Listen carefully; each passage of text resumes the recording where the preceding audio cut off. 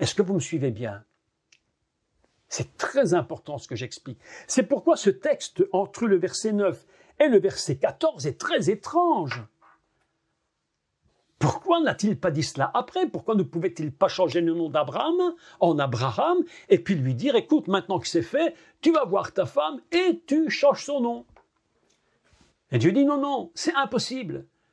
Parce que lorsque tu vas t'unir avec Sarah, il va falloir que l'alliance soit marquée, parce que l'homme et la femme qui s'unissent deviennent, mes amis, quelque chose d'incroyable. Ils deviennent véritablement l'image du céleste. Et c'est pourquoi le Satan est tellement enragé de voir d'un couple qui s'unit, un couple qui s'aime, un couple qui donne de la vie. C'est pourquoi Satan va tout faire pour les détruire. Salir la sexualité, salir l'alliance, rentrer dans des choses absolument ignobles, alors que Dieu dit, pour moi, il n'y a rien d'ignoble. Ce que je veux, c'est cette marque avant que tu t'unisses avec ta femme, afin que par la marque de l'alliance, lorsque tu t'uniras avec Sarai, eh bien, c'est à ce moment-là que se produira le miracle. Est-ce que vous me suivez bien? Est-ce que vous me suivez bien? C'est tellement important. Changement de nom, demande circoncision, alliance. Et Dieu dit, cette alliance avec moi, en réalité, elle se manifeste lorsque tu t'uniras avec ta femme. Et à ce moment-là, le nom que j'avais choisi là-haut, je te le donne. Et il s'appelle Yitzhak. Et voilà que Abraham va changer le nom de sa femme. J'aime beaucoup le texte. Dieu dit à Abraham, verset 15, « Tu ne donneras plus à Sarai, ma princesse, ta femme, le nom de Sarai, mais la princesse de tous. » Ce texte est absolument formidable parce qu'il le dit après avoir demandé la marque de l'alliance par la circoncision dans la chair. C'est quelque chose d'absolument indispensable au niveau de la création du peuple d'Israël qui va venir. Le peuple d'Israël est né par le principe de l'alliance. C'est l'alliance dans la chair qui a permis le miracle. Ainsi donc, la marque de l'alliance dans la chair va ouvrir, écoutez bien, va ouvrir la matrice de Sarah. Sa matrice va s'ouvrir par l'alliance. Des gens voudraient tellement de choses de Dieu, mais l'alliance est souvent rompue. Il faut une alliance parfaite, inscrite. Il faut qu'il y ait une coupure dans l'homme. Il faut qu'il y ait quelque chose qui soit dégagé pour qu'il puisse être comme semblable à Dieu. Je vais vous dire une chose. Est-ce que vous acceptez une chose en toi qui est tout à fait incroyable? Ne soyez pas choqués, ne soyez pas choqués. Je pense que je vais être choqué. Je pense que je vais vous choquer. Mais vous savez quelle est la lettre de l'alliance dans la Torah? Vous savez quelle lettre des 22 lettres de l'alphabet est la lettre de l'alliance? Est-ce que vous la connaissez? C'est la lettre Vav. Et la lettre Vav, je sais que ça peut être très choquant, mais c'est une vérité divine. La lettre Vav, c'est la seule lettre qui ressemble à un organe sexuel masculin. La seule lettre. La seule lettre de tout l'alphabet. Et d'ailleurs, cette lettre s'appelle la lettre qui signifie un clou, un crochet, un petit mot vav qui signifie et, quelque chose qui lie. C'est la lettre de l'alliance. C'est pourquoi Dieu dit, je veux absolument la marque de l'alliance dans ton corps. Ça paraît absolument fou. Mais vous savez, Dieu ne pense pas comme nous. Dieu ne pense pas comme nous. Il a une autre vision des choses. C'est pourquoi elle dit, je veux absolument que tu sois dans ta mémoire. D'ailleurs, ce qui est extraordinaire, que Zarar, c'est la mémoire, et qui signifie le mal. Mais en réalité, toutes les femmes ont aussi de la mémoire. Et le mot mémoire pour la femme, c'est le même mot que pour l'homme. Donc la femme aussi a cette mémoire, de cette alliance incroyable que Dieu demande. La lettre Vav, c'est la lettre de l'alliance. Et lorsque la femme s'unisse, le signe de l'alliance est parfaitement fait. Et Dieu dit l'alliance est parfaite. Et c'est à ce moment-là que se produit le miracle. Abraham a eu, évidemment, avant ce moment où il s'unit avec sa femme, beaucoup d'autres, il s'est uni beaucoup de fois avec ça, évidemment. Mais jamais le miracle ne s'est produit. Pourquoi? Parce que l'alliance, selon la marque que Dieu voulait, n'était pas encore inscrite dans la chair. Ça paraît absolument inconcevable, incroyable. On dit, mais comment Dieu agit? Et la première fois que l'on parle de l'alliance, c'est quelque chose de très important. Nous allons lire le texte ici. C'est le texte... Oui, donc, celui que j'ai entouré ici en dessous. Voilà, alors, prenons le verset 11. Vous vous circoncirez et ce sera un signe d'alliance entre moi et vous.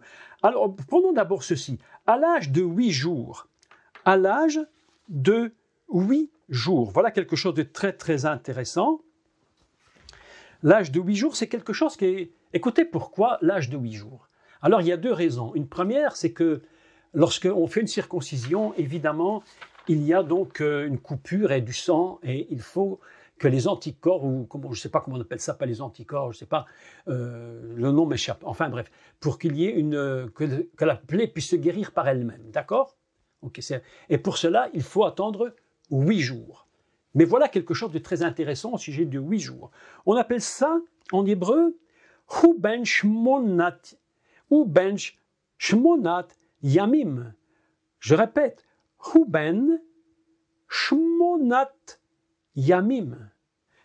On a donc à l'âge de 8 jours. En hébreu, on dit fils de 8 jours.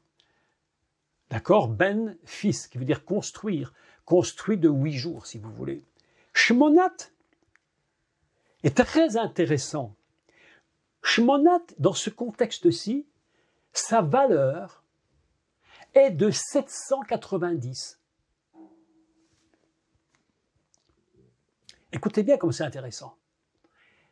Et 790 apparaît pour la première fois dans un mot qui est un anagramme que vous connaissez tous et qui est nishmat et qui signifie l'âme. Dieu dit, à l'âge de 8 jours, 8, shmonat est en réalité la notion de l'âme, quelque chose qui est 8. Et ce 8, qu'est-ce qu'il nous dit en hébreu? Il nous dit 8, c'est l'éternité. La circoncision est faite à un moment où Dieu dit « Je considère que la marque qui est dans ta chair s'est construite sur le principe de l'éternité. » L'alliance et la marque, le jour choisi, représentent l'éternité, l'âme qui ne peut pas, elle, mourir, l'âme qui continue complètement d'exister. Ainsi, Hu ben shmonat yamim, à 8 jours, on pourrait le lire dans l'anagramme, à l'âme du jour. Le jour de ton âme, le jour où cette âme est complètement céleste, complètement éternelle. L'alliance, et c'est pourquoi il dira plusieurs fois, je ferai avec toi une alliance éternelle. Autrement dit, je te donne le signe. Ce signe, c'est le 8, c'est l'éternité. Shmonat, dans ce cas précis, est équivalent à Nishmat, à ton âme. Voilà un texte absolument incroyable. Mes amis, la circoncision est très forte. Quand Dieu te demande de circoncire à 8 jours, c'est pas avant, c'est pas après. Ici, dans le cas précis, la première fois, il va dire à 8 jours, tu vas circoncire. Évidemment que tous les autres qui n'étaient pas circoncis le feront plus tard. Mais fondamentalement, un petit garçon circoncis, c'est 8 jours. C'est ce que Dieu demande. Parce qu'il y a une question d'éternité. Une alliance complètement éternelle.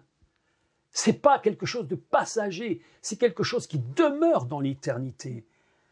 À l'âge de 8 jours, tout mâle sera circoncis selon vos générations, qu'il soit né dans ta maison, qu'il soit acquis à prix d'argent, ou fils de l'étranger, sans appartenir à ta race.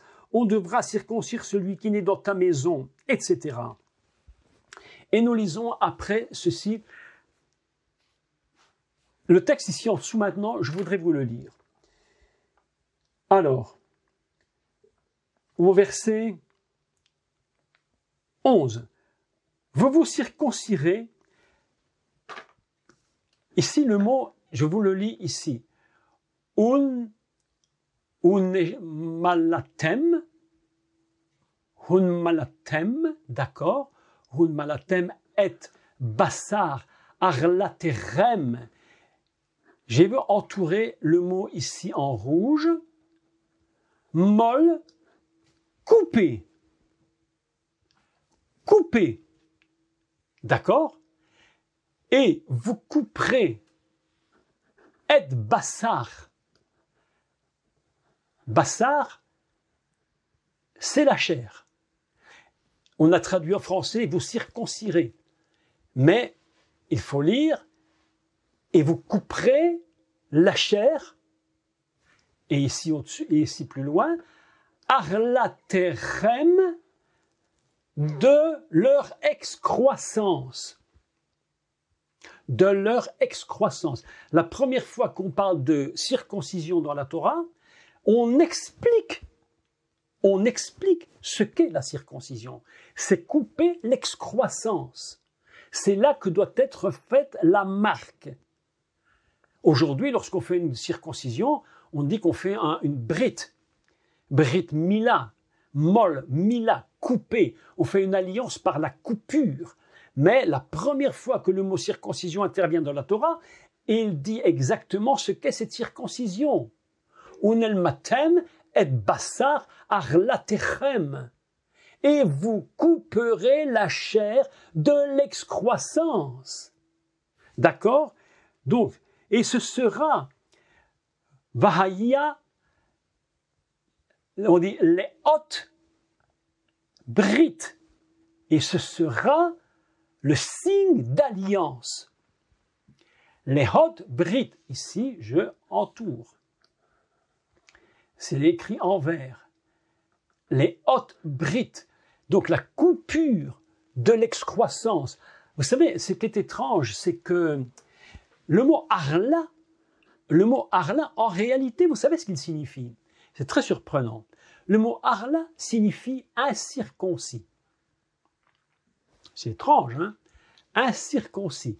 On devrait, si on fait une traduction un peu étrange, sera « et vous couperez la chair des incirconcis ».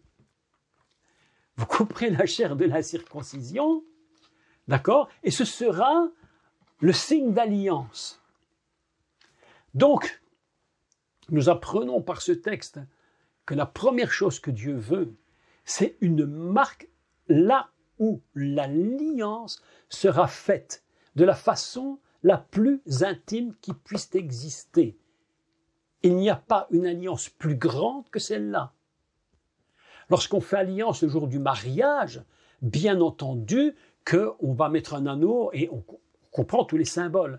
Mais la véritable alliance tellement puissante, c'est lorsque le couple va donner de la vie. Vous comprenez pourquoi l'adultère est si dramatique. Ça atteint un niveau de drame épouvantable. Et lorsque l'adultère est commis, vous voyez un peu, on est en train de toucher littéralement Dieu lui-même. Les gens ne comprennent même pas, ils n'arrivent même pas à véritablement comprendre que l'adultère ne touche pas que l'homme, ne touche pas que sa propre chair, mais il touche le cœur de Dieu. Il touche le cœur de Dieu. Mes amis, cela est tellement important. Toucher le cœur de Dieu lui-même. L'adultère est un drame, c'est épouvantable, épouvantable. Parce que c'est le lieu, l'endroit où la connexion par l'alliance divine se produit. Quelque chose de tellement puissant. Nous devons être très très prudents par rapport à cela. Aujourd'hui, le monde est un monde, si on pouvait imaginer ce qui se passe chaque jour, à chaque minute concernant les adultères sur la terre, mes amis, mais le ciel est en ébullition. C'est inimaginable ce qui se produit. Nous devons remettre dans le contexte cette histoire d'Abraham et Sarah. Point de vie sans circoncision. Point de vie sans la marque dans la chair d'Abraham pour aller vers Sarah. Ça, c'est le troisième niveau. Le premier niveau, je vous rappelle, c'était Noach. Le deuxième niveau, c'était Abraham et les animaux partagés. Et voilà que maintenant, Dieu est en train de placer une dimension encore en plus, la dimension de la circoncision, l'alliance dans la chair. Et puis, il y aura un quatrième niveau qui est très compliqué à comprendre pour les Juifs, très compliqué. L'alliance dans l'esprit. La circoncision de l'esprit et du cœur. Et là, on passe dans des dimensions absolument incroyables. Absolument inimaginable. Je sais que ce que je dis ici n'est pas toujours très simple pour tout le monde, je sais. Mais bon, on est là pour apprendre et aller un peu plus loin. Point de circoncision, point d'Yitzhak, impossible, s'il n'y a pas la marque de l'alliance. Dieu dit, c'est la marque entre toi et moi.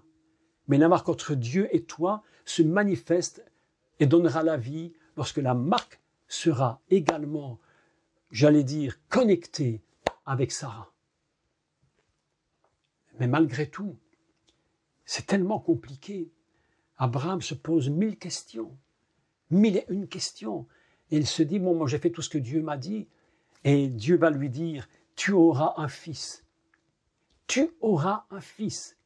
Et ce n'est pas Ishmaël, c'est un autre fils. Tu auras un autre fils, celui qui sera la marque de l'alliance. Écoutez bien ceci. Qui est Ishmaël? Je ne dis pas que le pauvre garçon, on ne va pas lui jeter la pierre. C'est pas lui qui a choisi de naître. Mais il n'a pas eu, dès le départ de sa conception, la marque de l'alliance. Il ne l'a pas eu. Même s'il était circoncis. Plus tard, à l'âge de 13 ans, il fut circoncis. Mais au moment de la conception de cet enfant, la marque n'était pas là. C'est toute la différence entre Yitzhak et Ishmaël. On n'a rien contre ce garçon. Évidemment pas. Mais il y a une différence. Ishmaël est le fils d'Abraham. Yitzhak est le fils d'Abraham et de Sarah. C'est pas la même chose. Vous voyez qu'on peut passer à des dimensions différentes. C'est pourquoi je vous dis que l'alliance, mes amis, il faut que vous compreniez que les alliances que Dieu fait avec son monde, avec toi, avec moi, atteignent une dimension céleste inimaginable. Et cette alliance est tellement incroyable que le Fils, il dit il y a un texte extraordinaire ici, il dit tu les circonciras jusqu'à la... Le texte est traduit comme ça dans un texte hébreu, traduit par des rabbins, il dit tu feras la circoncision sur toutes les générations jusqu'à la dernière postérité. La dernière postérité. Mais qui est la dernière postérité? Yeshua. Yeshua. Mais voilà que nous apprenons une chose inimaginable. Et là, c'est vraiment le secret de la Torah. C'est que Israël est appelé mon fils premier-né. Mais en tant que fils premier-né, Israël, en tant que fils premier-né, doit être circoncis. Comment circoncire Israël? Comment circoncire ce fils? Et Israël, c'est qui? C'est le fils, c'est-à-dire le Zachar, le mâle, celui qui a la mémoire. Comment circoncire ce peuple dans la mémoire? Comment va-t-on couper Israël? Écoutez, c'est absolument inimaginable. Non, mais c'est une folie ce que je dis, mais c'est incroyable. Comment circoncire un fils qui contient lui-même... Écoutez bien, écoutez. Fou, absolument fou. Israël, le fils contient des hommes et des femmes. Comment c'est possible? Et pourtant, Dieu dit, c'est mon fils. Mais oui, oui ou non? Oui ou non? Franchement, Israël, c'est pas que des hommes, évidemment, c'est des femmes. C'est donc Zachar et Nekeva, mâle et femelle. Et il dit, mais voilà, mais tout ce petit monde là, d'1,5 million de gens en Égypte, je vous parlerai de ça, Pessar, un cours magistral, vous allez entendre ça plus tard. Ces hommes et des femmes ensemble s'appellent fils. Quand je te disais que c'était la même chose qu'Abraham et Sarah, que Adam et Isha, ils sont unis, indivisibles, et ils s'appellent fils. Comment circoncire Israël fils alors qu'il y a des femmes dedans? Comment? Mes amis, le secret de la Torah est incroyable. Parce qu'il s'appelle le fils premier-né, il doit être circoncis. Et voilà qu'on apprend que le Mashiach s'appelle le premier-né, le fils premier-né. Il va falloir donc couper quelque chose à Israël pour le circoncire. Comment couper Israël et comment... Non, mais c'est la folie totale ce que je dis. Comment couper le fils premier-né dans sa partie la plus intime, producteur de vie? Comment faire? Mes amis, je te dis que là, on est dans un monde de fous. Là. On est dans un monde où on dépasse la folie. Là. Non, mais c'est la folie. Là, on n'est plus dans le même monde. Là, on est en train de planer dans des sphères supérieures. On ne comprend plus rien. Là. Je me suis dit, mais mon Dieu! Mais c'est ton fils premier-né, c'est ton peuple d'Israël, hommes et femmes en même temps. Comment le circoncire? Puisque c'est obligatoire. Et voilà que la Torah nous enseigne ici dans ce texte de Torah, au chapitre 17, qu'il faudra circoncire jusqu'à ta dernière postérité. Traduit littéralement, la dernière postérité qui est le Mashiach. Mes amis, écoutez. La réponse est absolument fabuleuse et fantastique, inimaginable, mais inimaginable. Voilà que nous apprenons par le prophète qu'il sera retranché de son peuple. Le Mashiach Yeshua, c'est la partie la plus intime d'Israël, le secret qui donne de la vie. Il va falloir le couper, pour que les étincelles de vie remontent vers le ciel et que tout à coup quelque chose se produise. Israël, non mais attendez, je vais vous dire un truc de fou. Israël est circoncis, le fils premier-né est circoncis au moment où le Mashiach meurt sur la croix. Il est la circoncision d'Israël. Le dernier de la postérité, il fallait le couper, parce que s'il n'avait pas été coupé, Israël n'aurait jamais été circoncis. Et en tant que premier-né, il devait être circoncis. Texte absolument incroyable, mais c'est absolument inimaginable. Tout premier-né sera circoncis, dit le texte. Tout premier-né.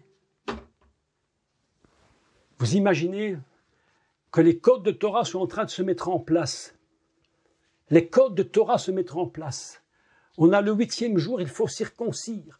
Donc lorsque le Mashiach meurt sur la croix, on pourrait considérer également dans un code de Torah que c'est le 8e jour, là où Israël sera capable de guérir sa plaie. Guérir sa plaie. Parce que lorsqu'il y a circoncision, il faut rester dans le repos pour guérir la plaie de la coupure et du sang qui est coulé. Est-ce que vous me comprenez?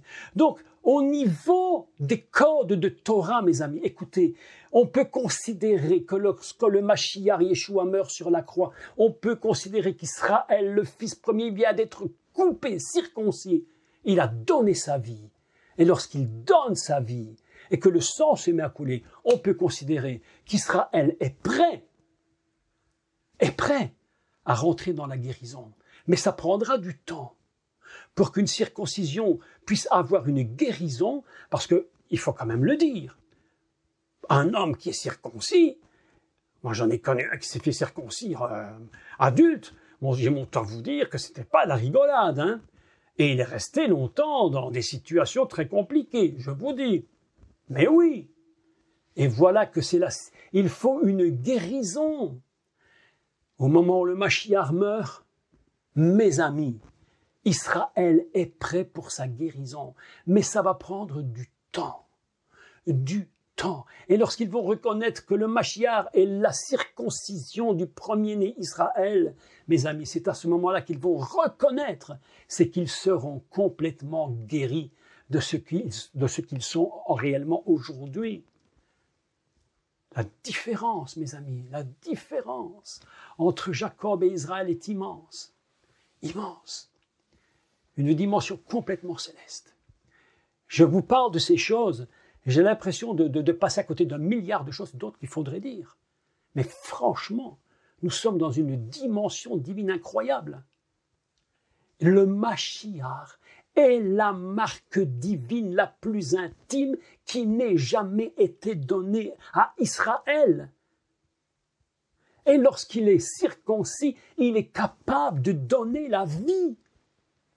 Point de vie sans circoncision.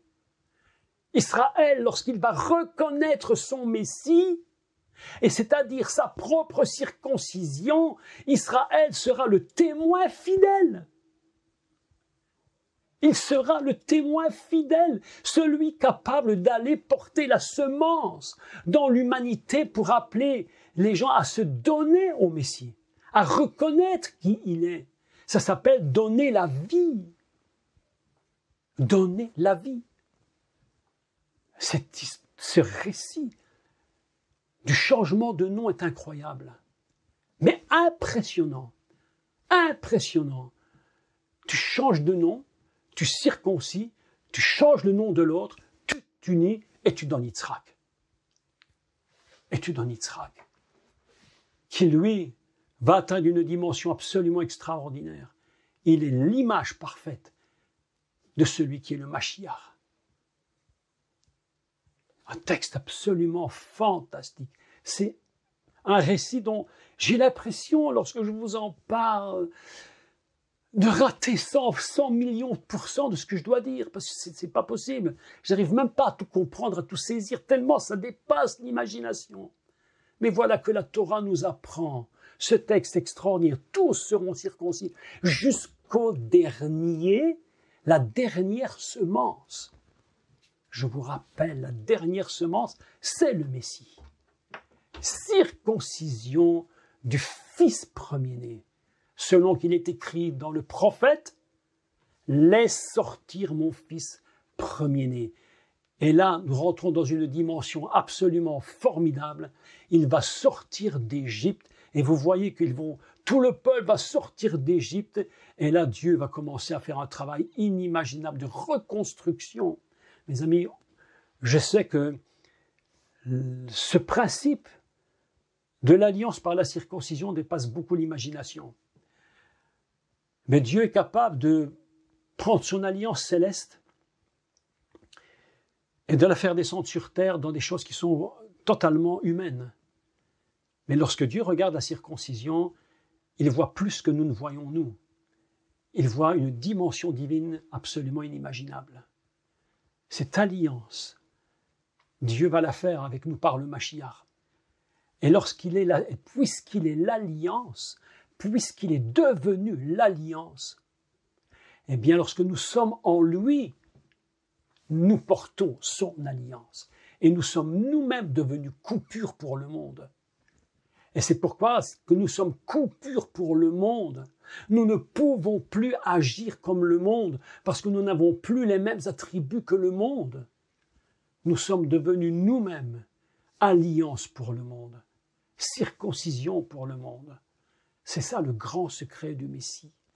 Et le prochain cours sera le dernier sur ce thème. Il y aurait beaucoup encore à dire, mais ce sera cette alliance par la circoncision du cœur. Parce que si vous vous souvenez bien, le premier cours que j'avais donné était très étrange. Parce que Paul dit que celui qui est circoncis, il ne peut pas faire autrement que de rester circoncis, mais celui qui ne l'est pas, qui ne se fasse pas circoncire, parce que l'alliance n'est rien. Et puis l'apôtre Paul dit, mais de toute façon, c'est quand même très important. Donc vous voyez que c'est très compliqué, très important pour qui? Pour Israël. Mais le jour où tu reconnais que le Mashiach est ta circoncision, alors tu passes dans une autre dimension. Et c'est ainsi que nous avons l'alliance à 4 domaines. Je répète les 4 et je clôture. Noach, première alliance. Première alliance par l'arc-en-ciel. Plus jamais je ne détruirai la terre. Par l'eau. Deuxième alliance. Abraham et les animaux partagés, qui nous rappellent que le Bereshit, c'est l'alliance par le feu. Mais ce sont des animaux. Troisième alliance, Abraham, le changement de nom, la circoncision, le changement de nom de Sarai en Sarah. Quatrième alliance, et ce sera le dernier cours à la rentrée, l'alliance par l'esprit. La circoncision du cœur. Qu'est-ce que cela veut dire réellement? Donc voilà, j'essaye de vous expliquer avec parfois bien des difficultés, parce que tout ça est tellement complexe et pourtant tellement important. Vous savez que, je vais clôturer, mais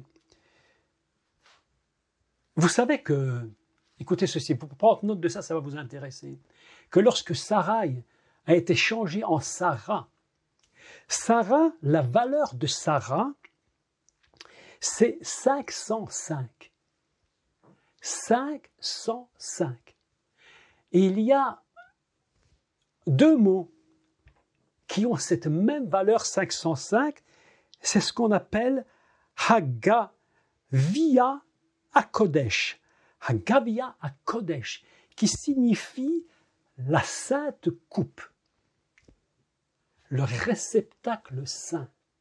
C'est pourquoi, lorsque le nom est changé de Sarai en Sarah, elle devient la coupe, le réceptacle saint qui va permettre de porter le nom d'Yitzhak. En fait, qu'est-ce qu'elle porte en elle? Elle porte en elle le nom Yitzhak. Et que va-t-elle mettre au monde? Elle va mettre au monde le nom d'Yitzhak, qui lui va engendrer Jacob, qui deviendra Israël. 505, Hagavia HaKodesh, la coupe sainte. C'est pourquoi Dieu avait dit à Sarah, à Abraham, change le nom de ta femme, parce qu'il faut que la coupe devienne sainte pour qu'elle puisse porter la vie. Et comment? Par la circoncision.